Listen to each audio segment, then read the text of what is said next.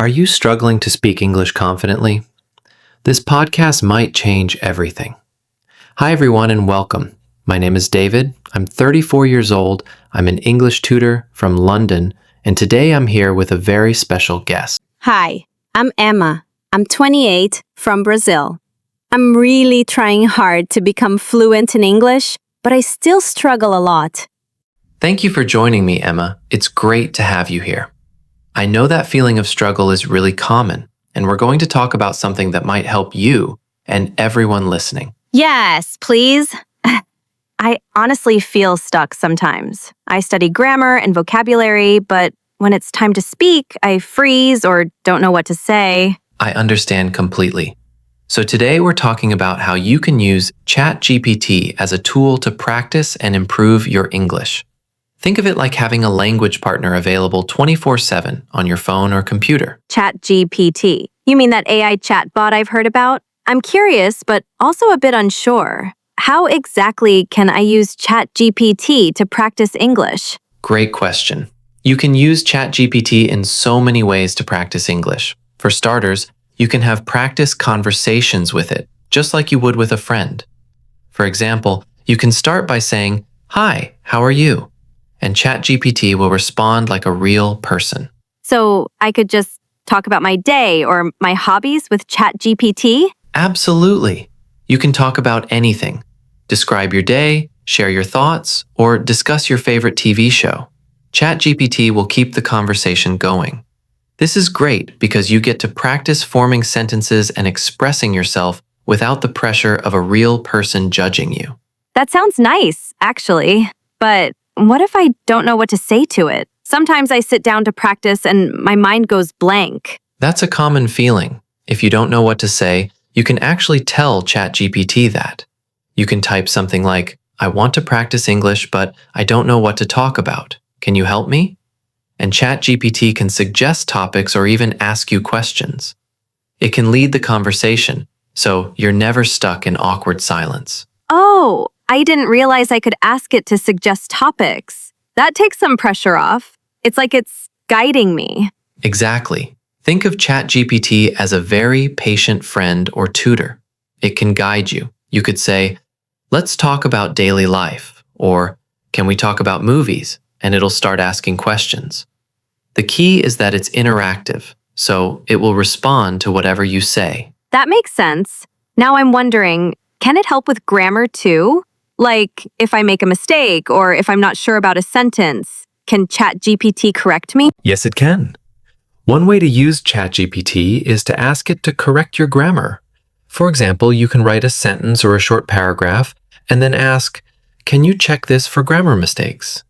ChatGPT will not only correct you, but also explain the corrections.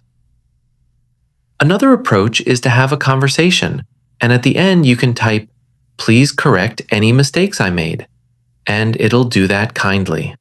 That's really helpful. I sometimes get shy about asking real people to correct me because I feel embarrassed when I make mistakes. But if an AI corrects me, I wouldn't feel as bad since it's not a person. Exactly. It takes away that fear of judgment. ChatGPT isn't going to laugh or think badly of you. It's just there to help. And you control the experience. If you want corrections, you ask for them. Do you know people who actually use ChatGPT to learn English? I mean, is this something your students do or other learners? Yes, definitely. Many of my students use ChatGPT at home to practice. For instance, one student from Spain was very shy about speaking, but after chatting with ChatGPT every evening for a few weeks, he felt much more confident. I also know a student from Japan who loves practicing job interviews and travel conversations with ChatGPT. It really boosted her confidence before real-life situations. Wow, that's encouraging to hear. It's nice to know other people are doing it, and it's not just some weird thing. Not weird at all. In fact, language learners around the world are discovering that AI tools like ChatGPT can make practicing fun and less stressful. It's like having a personal teacher or partner, but on your own terms. So, what would you recommend I do every day with ChatGPT to get better? Should I have a routine or specific exercises? I would make it a daily habit. even if it's just 10 or 15 minutes. For example, each day you could try a few different things. First, have a short, free conversation. Just say hello to ChatGPT and chat about how you're feeling or what you did that day. Next, ask ChatGPT to teach you something new, like a vocabulary word or a useful phrase. If there's something you only know how to say in Portuguese, ask, how do I say that in English? ChatGPT will tell you and help you use the new word. You could also write a few sentences about your day and then ask ChatGPT to correct them. For instance, if you wrote, "Today I go to the market," ChatGPT might correct it to, "Today I went to the market," and explain why. What do you in credit to I go to the market?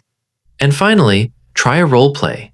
Pick a situation, like ordering food, meeting a new friend, or a job interview, and ask ChatGPT to role play it with you.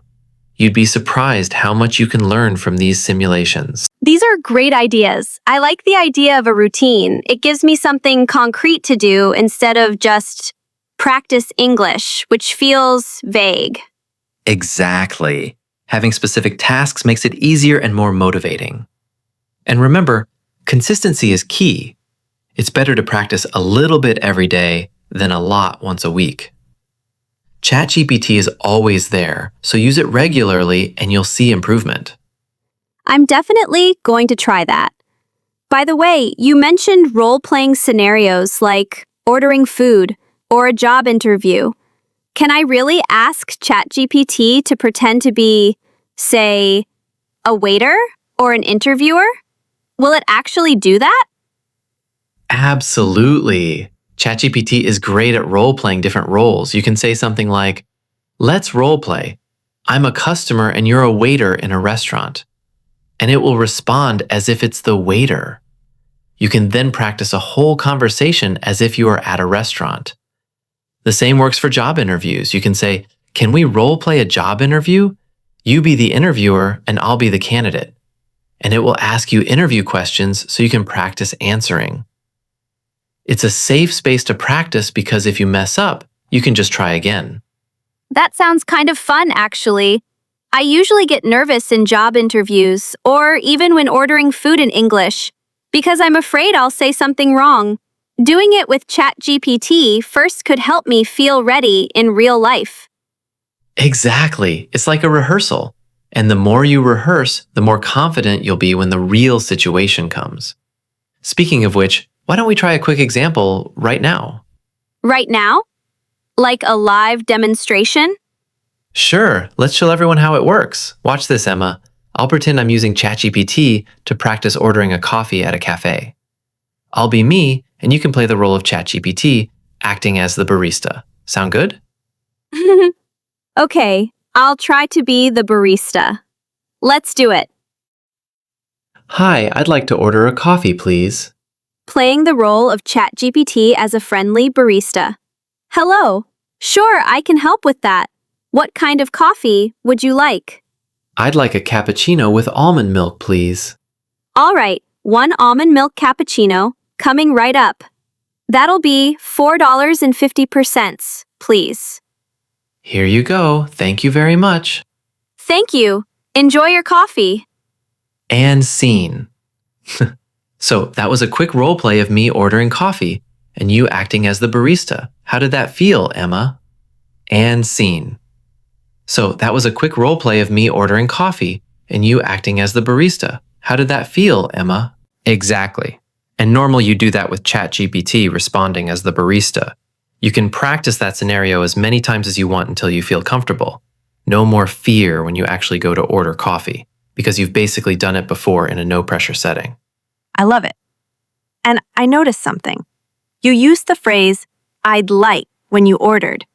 I remember learning that's a polite way to say, "I want." Yes, good observation. I'd like is short for I would like, and it's a very polite and natural way to say you want something. By practicing like this, these polite phrases will start to feel more natural to you. It's great.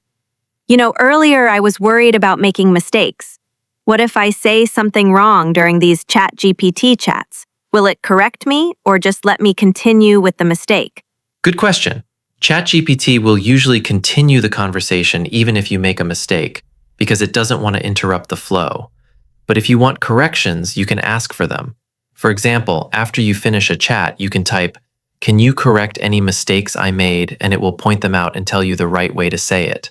You can even say at the start, "Please correct me if I make a mistake," and then it might gently correct you as you go. It's very flexible. That's really reassuring. I like that it won't judge me, but it can still help me improve by correcting me when I ask.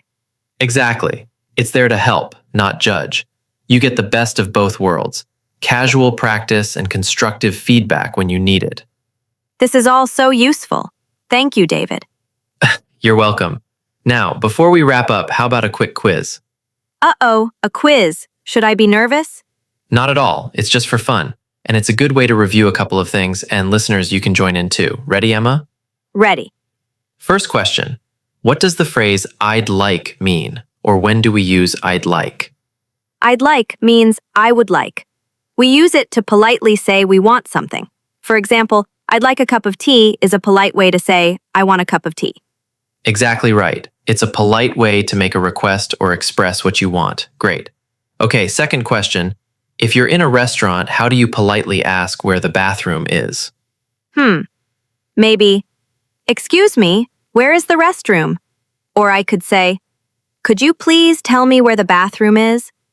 Perfect. Both of those are polite ways to ask. Starting with "excuse me" is always a good idea to sound polite, and saying restroom or bathroom is fine. Restroom can sound a bit more polite, but bathroom is also perfectly okay.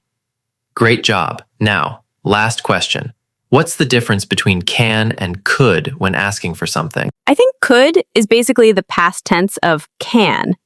But when we use it in requests, could is more polite than can. Like, "Can I have a glass of water?" is direct. And "Could I have a glass of water?" sounds a bit more polite. Exactly. Both can and could are used to ask for something or to ask if something is possible, but could is like a softer, more polite way to ask. For example, "Can I open the window?" is a simple request, and "Could I open the window?" is a little more polite. You got it. Yay! I passed the quiz! You did. Well done. And I hope everyone listening found those questions helpful too. Little quizzes like this are a fun way to remember phrases. Definitely. This has been such an eye-opening conversation.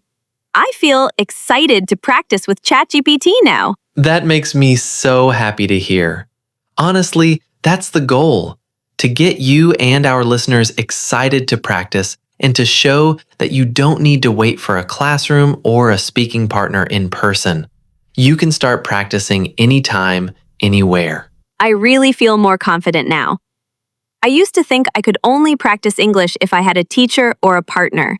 But you're right. My practice partner is already in my phone. And it's ChatGPT. Exactly. Your practice partner is right there with you. ChatGPT, available 24/7. It's patient and it can talk about almost any topic you want. Thank you so much, David. This has been so motivating. I'm sure a lot of people listening feel the same way. You're very welcome, Emma. And thank you for being here and sharing your questions. I'm sure many listeners had the same questions in their minds. I'm happy I could help by speaking up about my doubts. If I'm wondering about something, probably someone else is too. Exactly. Now, to everyone listening, I challenge you to give ChatGPT a try in your English practice. Just open it up and say hi. Try some of the tips we talked about today. Yes, and don't be afraid. It might feel a little strange at first to talk to a computer. But remember, it's just a tool to help you. No one is judging you. Absolutely. And if you do try it, let us know how it goes. Leave a comment or send us a message about your experience. Did it help you? Was it fun? We'd love to hear your stories. I can't wait to hear those stories too. It's inspiring to know we're all in this together, learning and trying new things. Well, that's all for today's episode. Thank you everyone for listening. Keep practicing, stay motivated, and remember, you don't need to wait for a teacher or a class to get started. Your practice partner is already in your phone. It's ChatGPT. Until next time, take care and happy learning. Bye, everyone. Thanks for listening. Bye bye. Keep speaking English. You got this.